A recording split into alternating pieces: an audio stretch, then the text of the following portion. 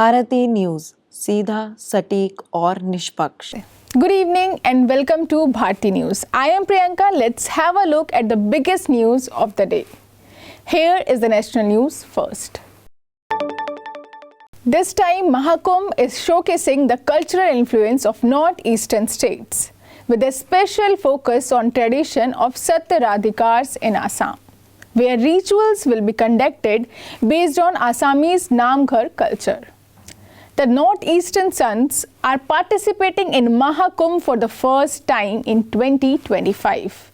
The Yogi Adityanath-led Uttar Pradesh government has extended special invitation to the sons for the northeastern region, granting them the status of state guest. Special preparations are underway in Prayagraj Jyotishpur area of the Kumbh complex to accommodate these cultural events, beginning on January 20.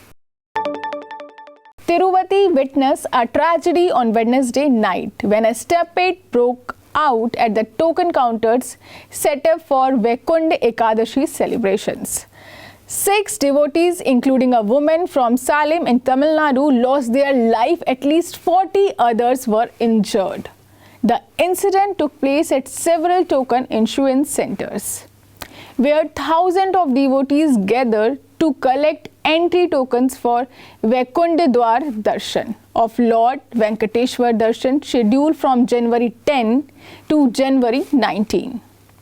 Through the counters were scheduled to open at 5 a.m., devotees started queuing up in the early evening, leading to huge crowd. Delhi witnessed a sharp dip in temperature on Thursday, with cold wave conditions and overcast skies gripping in the city. The India Meteorological Department IMD stated that the temperature dropped to 6.4 degrees Celsius at 5:30 a.m., which was a significant decline for the seasonal average.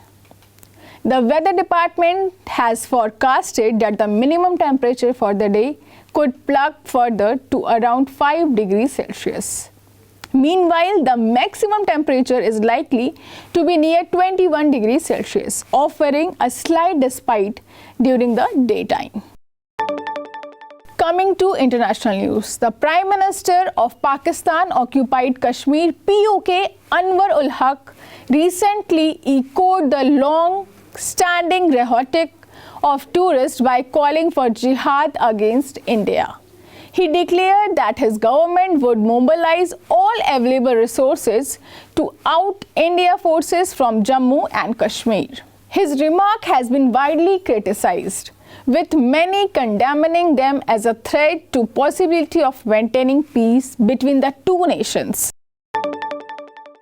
A former FBI informant who admitted to lie about US President Joe Biden and his son Hunter Biden's interaction with a Ukraine energy company was sentenced to 6 years in prison on Wednesday. Court records showed Alexander Shinov pleaded guilty last month to causing the creation of a false record after falsely telling his FBI handler that he had knowledge of bribes paid by executive at Burisma Holdings to Joe and Hunter Biden, according to court documents. Coming to business news, Microsoft is planning to cut jobs in 2025, focusing on employees who are not meeting performance expectations across several divisions, including its security unit. According to a report by CNBC, this decision aligns with the company's efforts to strengthen its performance management approach, similar to strategies adopted by other tech giants.